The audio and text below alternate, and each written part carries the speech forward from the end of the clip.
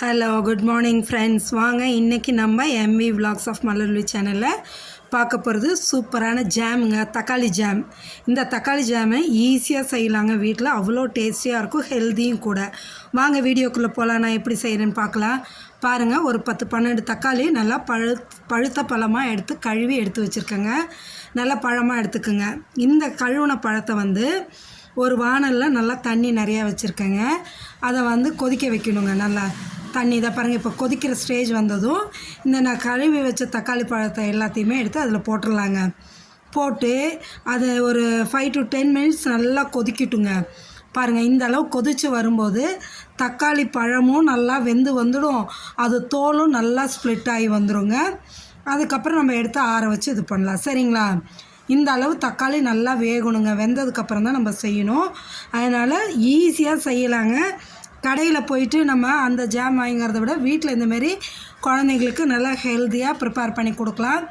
நம்ம வீட்டில் ரெகுலராக செஞ்சு வைக்கும்போது நம்ம குழந்தைங்க வெளியும் போய் கேட்டு வாங்க போகிறதும் இல்லை. சரிங்களா? பாருங்கள், இப்போ நான் எடுத்துட்டேங்க. எடுத்து ஒரு பிளேட்டில் தனியாக வச்சு ஆற வச்சுட்டேன். நல்லா ஆறினதுக்கப்புறம் அதோட தக்காளி பழத்தை மேலே இருக்க தோல் ஈஸியாக உரித்து வந்துடுங்க. எப்படி சொல்கிற பேச்சு கேட்காத குழந்தைங்க, படிக்காத குழந்தைங்களெல்லாம் தோலை உரிச்சிருவோன்னு திட்டுறோம் இல்லைங்களா? அதுமாரி இந்த பழத்தோட தோலெல்லாம் உரித்து எடுத்துருங்க. அவ்வளோதான். தோலெல்லாம் உரித்து எடுத்து ஒரு மிக்ஸி ஜாரில் போட்டுருங்க. போட்டு நல்லா நைஸாக அரைச்சி எடுத்துடணுங்க.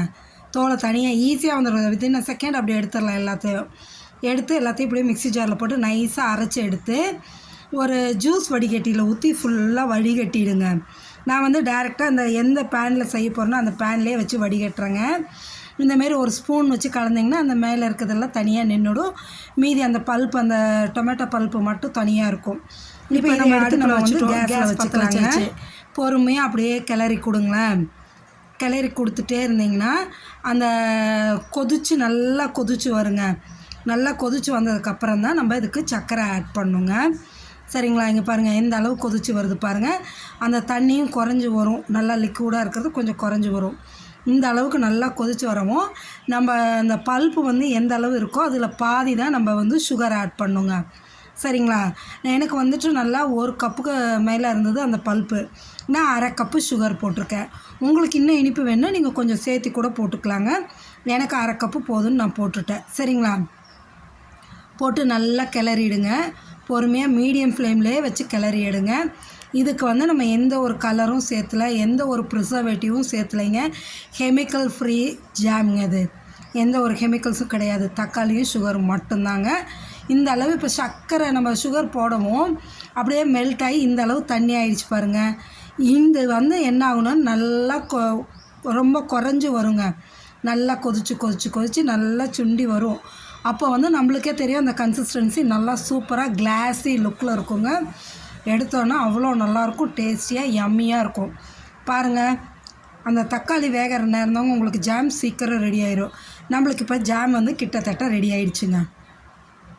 இந்த அளவுக்கு இருக்கணும். எவ்வளோ ஷைனிங்காக இருக்குது பாருங்கள், கிளாஸி லுக்கில் இருக்குது பார்த்திங்களா? இந்த ஜாம் எடுத்து தான் நம்ம நல்லா ஆற வச்சு ஒரு கிளாஸ் கண்டெய்னர்லேயோ இல்லை செராமிக் கண்டெய்னரோ போட்டு ஸ்டோர் பண்ணிக்கலாம். நான் பாருங்கள் எடுத்து இன்றைக்கி ஒரு பவுலில் போட்டிருக்கேங்க. ஆறுறதுக்காக, உங்கள்கிட்ட காமிக்கிறதுக்காக தான் வச்சுருக்கேன். இது நான் இன்றைக்கி ஒரு பன்னில் போட்டு காமிக்கிறேன். பாருங்களேன், கலர் பாருங்கள் எவ்வளோ அப்படைசிங்காக இருக்குது இந்த கலரு. எடுத்து அப்படியே பன்னை ஸ்ப்ளிட் பண்ணி நம்ம உள்ளே வச்சு இது பண்ணும்போது அவ்வளோ டேஸ்டியாக இருந்ததுங்க. இந்தமாரி நம்ம ஹெல்த்தியாக வீட்லேயே குழந்தைங்களுக்கு செய்யலாங்க. இதில் நான் வெறும் தக்காளி மட்டும்தான் போட்டுருக்கேன். நீங்கள் வேணால் ஃப்ரூட்ஸ் கூட ஆட் பண்ணிக்கலாம். அது நம்மளோட சாய்ஸுங்க. சாப்பிடவும் அவ்வளோ டேஸ்டியாக இருந்ததுங்க. நீங்களும் இந்த தக்காளி ஜாமை வீட்டில் செஞ்சு சாப்பிட்டு பார்த்துட்டு எப்படி இருக்குன்னு எனக்கு கமெண்ட் செக்ஷனில் மறக்காமல் சொல்லுங்கள். நம்ம சேனலை சப்ஸ்கிரைப் பண்ணுங்கள், லைக் பண்ணுங்கள், ஷேர் பண்ணுங்கள். பாருங்கள், நான் இப்போ 2 பன்னுக்கு போட்டேங்க. அவ்வளோ சூப்பராக இருந்ததுங்க, டேஸ்டியாக இருந்தது, ரொம்ப ஹெல்த்தியும் கூட. சரிங்களா? நீங்களும் செஞ்சு சாப்பிட்டு பார்த்துட்டு எப்படி இருக்குன்னு எனக்கு மறக்காமல் கமெண்ட் செக்ஷனில் சொல்லுங்கள். இந்த அளவில் சேர்த்திக்கலாங்க. Okay, thank you.